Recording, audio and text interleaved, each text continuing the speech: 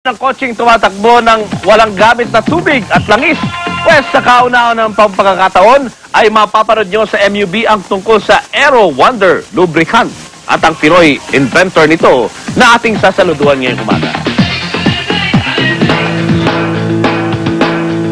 Dahil sa sobrang polusyon, naisipan na magkapatid na Danny at Ricky Punsalan ng United Filipino Inventors Association na mag-imbento ng isang kakaibang klaseng lubricant na pangsasakyan.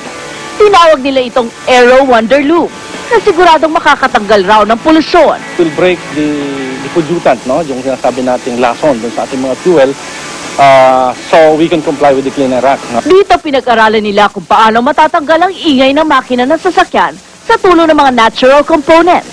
Nagtagumpay naman sila sa imbensyon. Katunayan, pasado ang kanilang produkto sa American Standard Friction Test.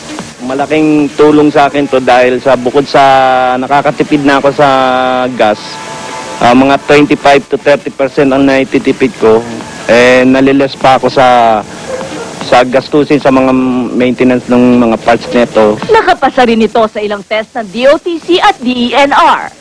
Bukod sa natanggal ang ingay ng sasakyan, nakakatipid pa sa paggamit ng gasolina at krudo. At kahit walang tubig at langis, sa pamamagitan nito, pwedeng tumakbo ang sasakyan. Kaya naman ilang beses na inalok ng Japan ang magkapatid para bilhin ang formula ng kanilang produkto.